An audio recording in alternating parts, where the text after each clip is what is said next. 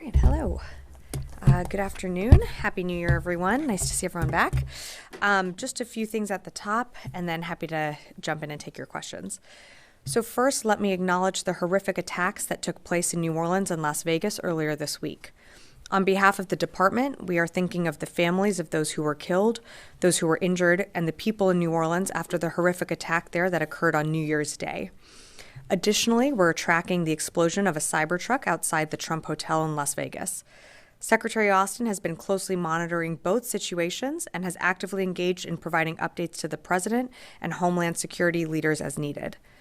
To date, no DoD support has been requested in response to either incident in either New Orleans or Las Vegas. On January 1st, the Louisiana National Guard was activated to provide support to the New Orleans Office of Homeland Security and Emergency Preparedness. For additional information on this support, please reach out to the Louisiana National Guard. And we will continue to closely monitor these situations and stand ready to assist our interagency partners if needed.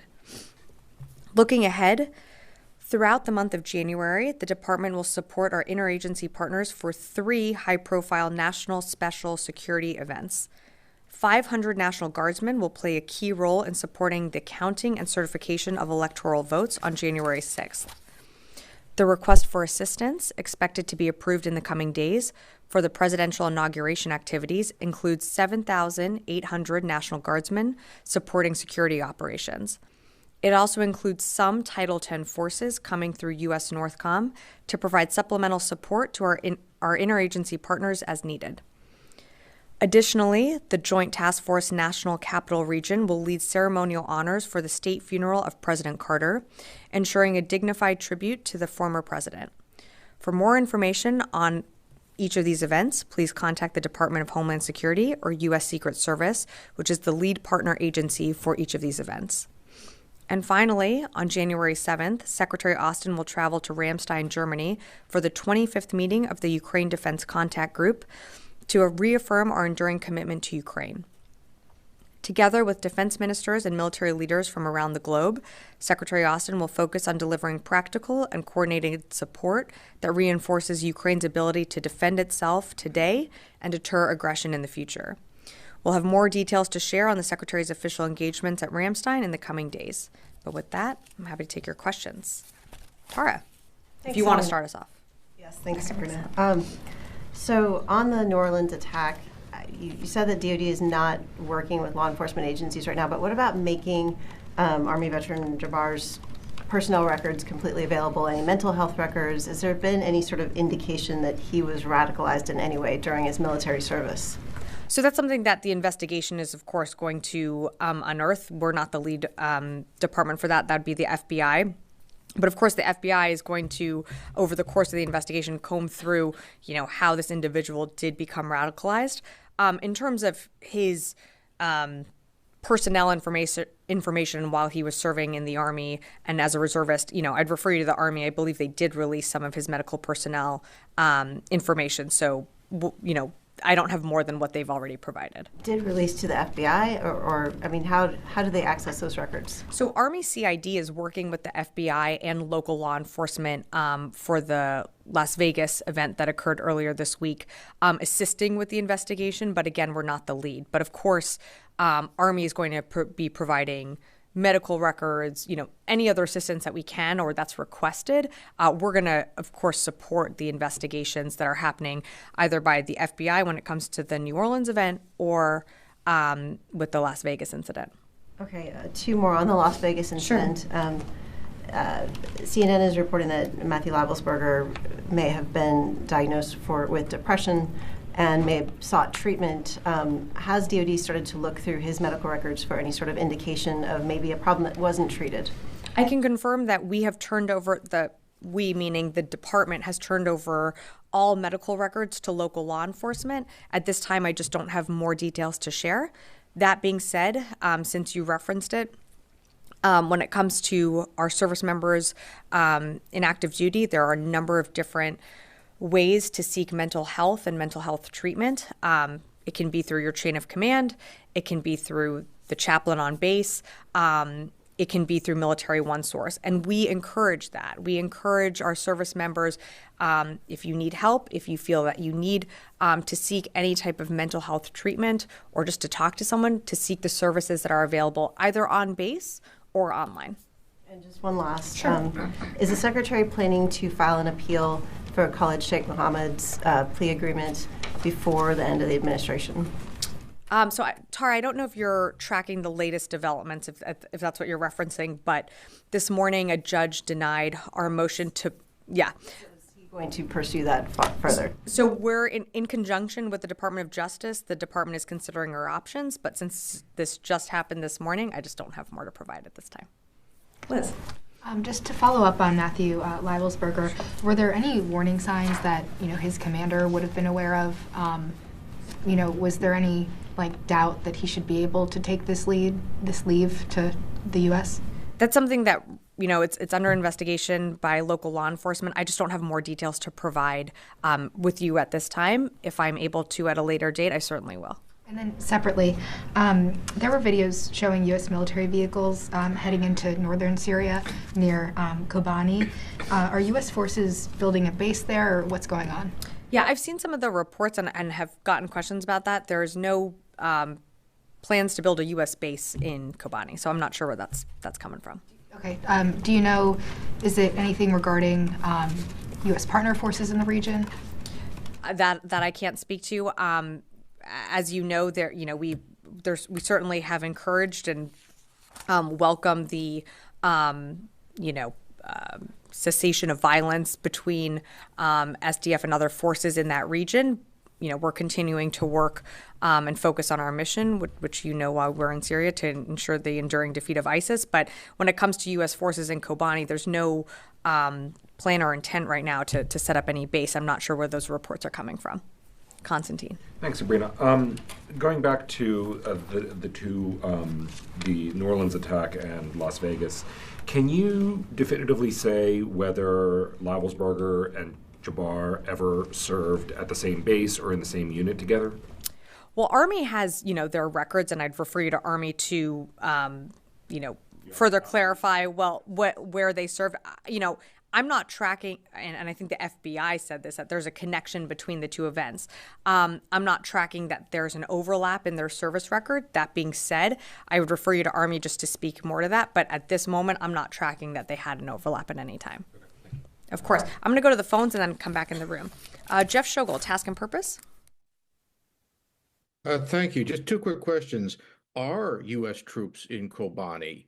And then do you have any information about an Army soldier who was arrested allegedly for stealing telephone information? His name is Cameron Wagenius. Jeff, on your latter question, I don't have any information on that. On your first question on Kobani, I'm not aware of U.S. forces. Again, I've seen those reports, and as Liz had asked me earlier about U.S. forces establishing some type of base or presence in Kobani, I'm not tracking that is accurate or that we have plans to do so in any way. Moving on to the phones, Mike Glenn, Washington Times. Yeah, thanks, Sabrina. Can you confirm if the chairman has met with any of the Trump transition people so far? Is he expecting to make his pitch for why he should stay in a position in the new administration? Yeah, thanks, Mike, for the question. For questions about the chairman, I think, as you know, I'm going to refer you to Joint Staff to speak to that. As of today, January 3rd, I can tell you that the transition members have met with 79 DoD officials. We are committed to a responsible and smooth transition, but when it comes to the Joint Staff, I'd refer you to them to speak to their engagements with the transition team. I'll come back in the room. Yeah, Chris. Thanks, Sabrina. Without speaking to the case in New Orleans and any motivations there, how does the Pentagon assess ISIS Corps' ability to conduct external operations?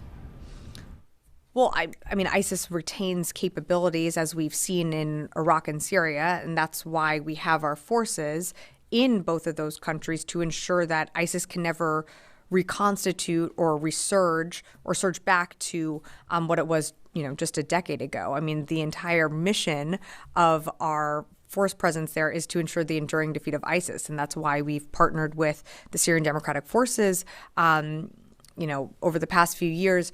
And that's why we continue to conduct strikes against ISIS positions, whether it be as recently as in the Badia Desert or elsewhere, because, of course, ISIS remains a threat, but they certainly are not the same threat that they were a decade ago.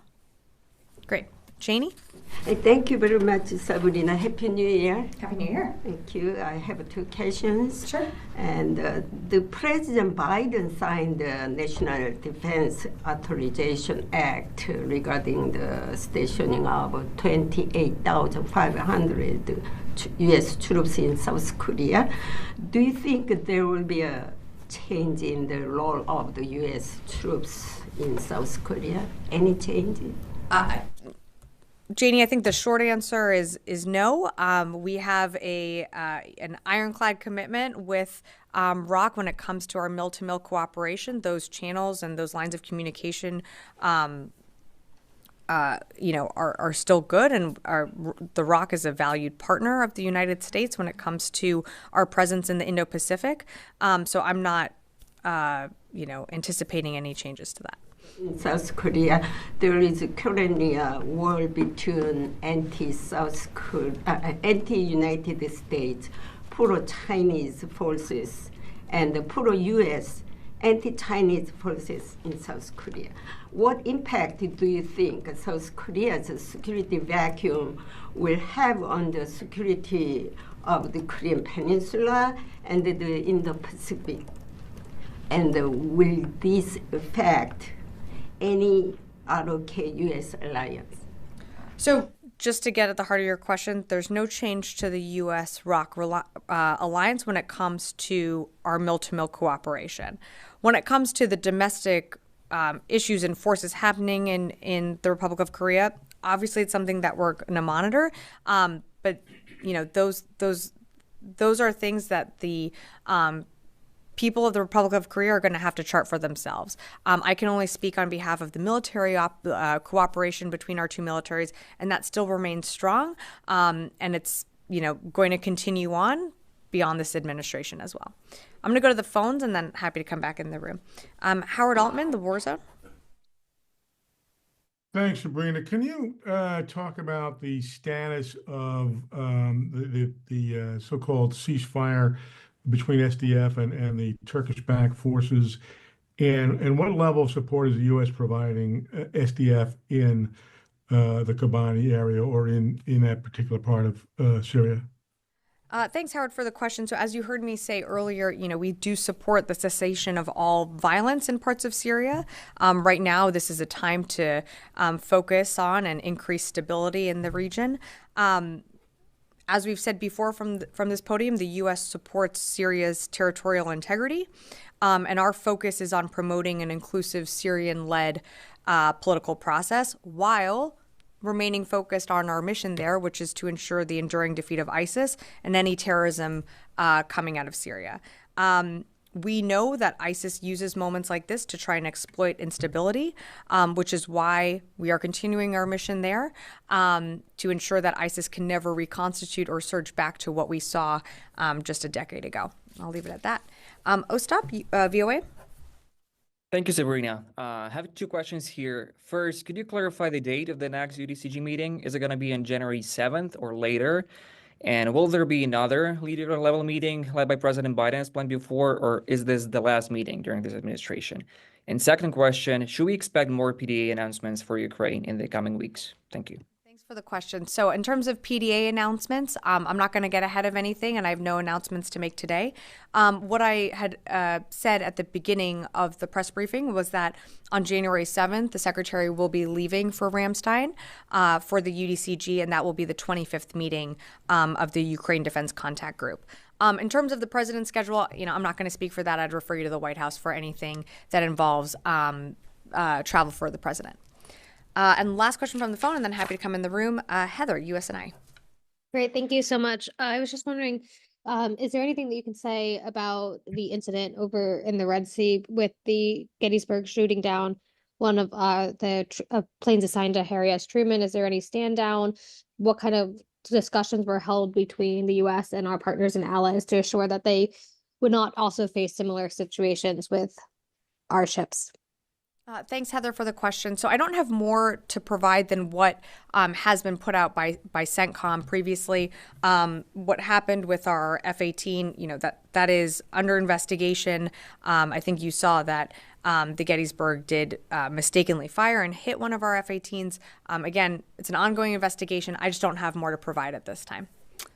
Come back in the room. Oren. Actually, two questions related to Ukraine. Okay. Is there any planning underway for another UDCG if the next administration chooses to continue? Or do you believe this is the last one?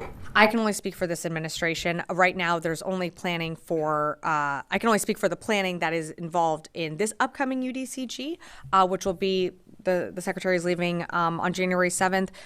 Should the incoming administration, incoming Secretary choose to host more UDCGs, that's a determination made for them. I just can't speak to that. And the 1.25 billion PDA announced on December 30th, will that all get there by the 20th? That one package? That one announcement? Yeah. No. So PDAs, because it's announced, does not, and I think we've said this pretty publicly as well, PDAs, as they get announced, capability and equipment flows off our shelves as it's available. So it is very likely that you are going to see more capabilities continue to flow to Ukraine post this administration. That's very normal. When PDAs get announced, we've had PDAs announced from November, December.